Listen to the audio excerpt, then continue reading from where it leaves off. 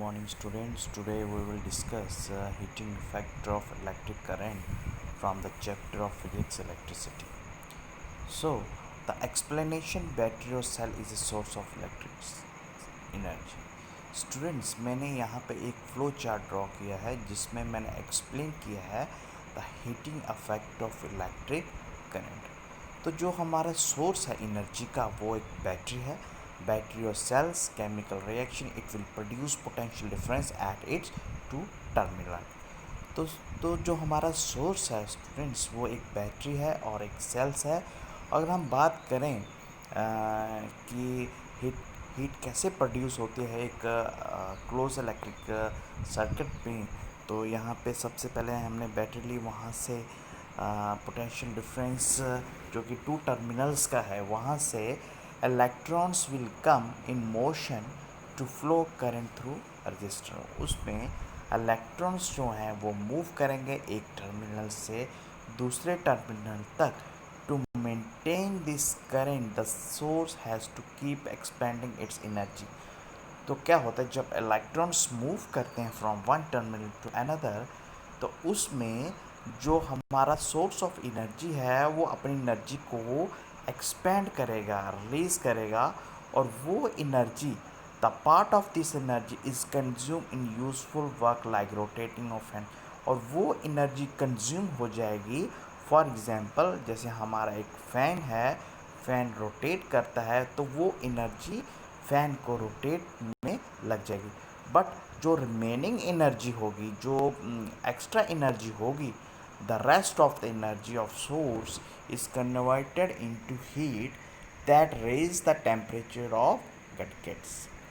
तो कहने का मीनिंग ये है स्टूडेंट, जो रेस्ट ऑफ द एनर्जी होगी वो कन्वर्ट हो जाएगी हीट एनर्जी, और वो heat energy this is known as heating effect of electric current. अगर हम यही हीटिंग अफेक्ट को अगर हम यूज़ करें, जो हीट एनर्जी होगी तो वो यूज़ करते हैं हम। This effect is utilize in device such as electric heater, iron, है ना, और टोस्टर, उनमें हम ये चीज़ यूज़ करते हैं। अगर हम बात करें मैथमेटिकली एक्सप्रेशन में, तो let us suppose that current I is flowing through a resistor of resistance R for the time t, the potential difference across the resistance is V. For example students, जो potential difference होता है जो कि across its two ends, V is equal to होता है work done upon charge के। यहाँ पे मैंने एक यहाँ पे आपको दिखा रहा हूँ। तो V is equal to W upon Q। Q क्या है? चार्ज, और W क्या है? Work done.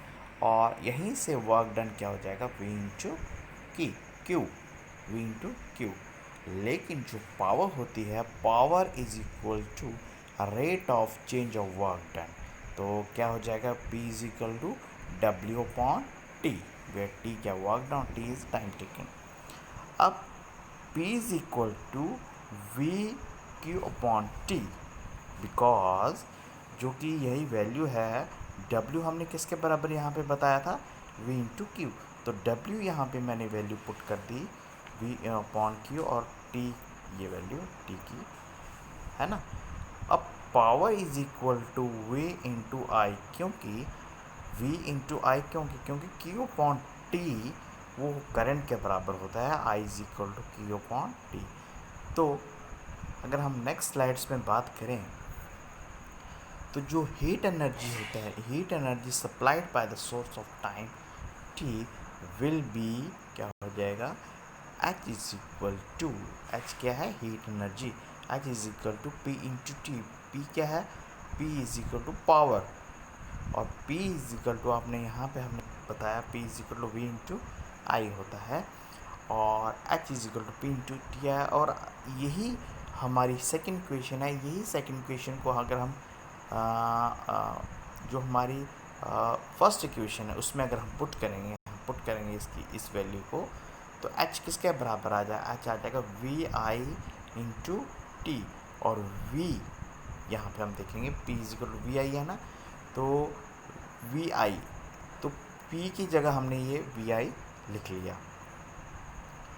अब H is equal to I R, V की जगह आई आर आ गया, बिकॉज जो ओम्स लॉ है, ओम्स लॉ क्या कहता है, V is equal to I R, because the V is directly proportional to the current होता है।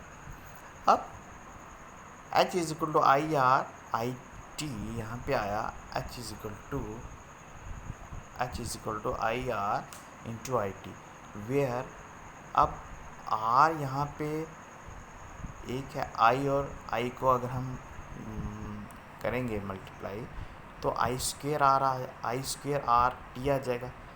तो ये जो वैल्यू है इसको हम कहते हैं, this is known as Joule's law, इसको हम जूल्स लॉ कहते हैं। और इसी जूल्स लॉ को, this law stated that heat produce in a resistor is, first one is directly proportional to the square of the current. तो square of the current है ये, है ना, यहाँ पे ये जो आप डेरिवेशन देख रहे हैं।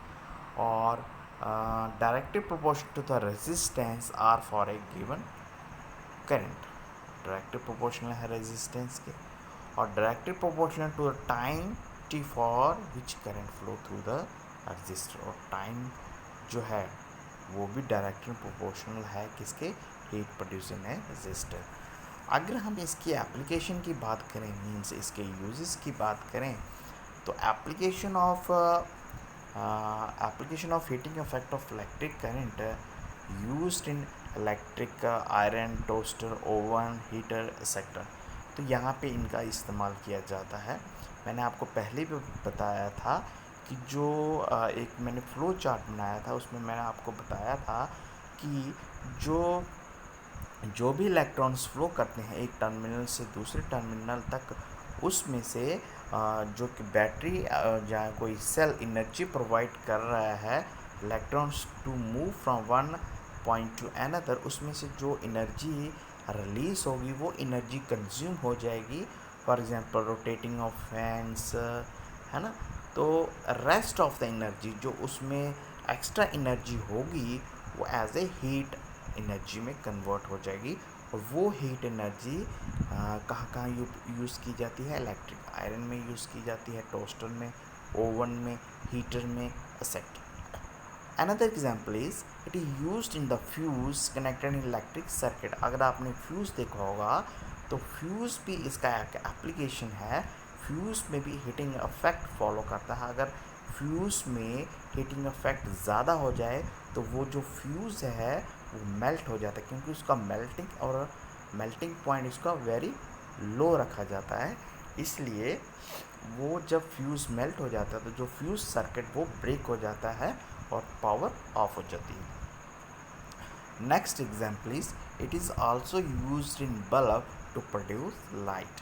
अब जो बल्ब होता है, बल्ब में जो हीटिंग इफेक्ट बहुत ज़्यादा है जिसकी वजह से वो ग्लो करता है, क्योंकि जो उसमें फिलामेंट यूज़ होता है वो टंगस्टन का होता है, उसका रेजिस्टेंस बहुत हाई होता है जिसकी वजह से वो क्या करता है, ग्लो कर देता है टू प्रोड्यूस लाइट। तो ये था student heating effect of electric current आज का टॉपिक।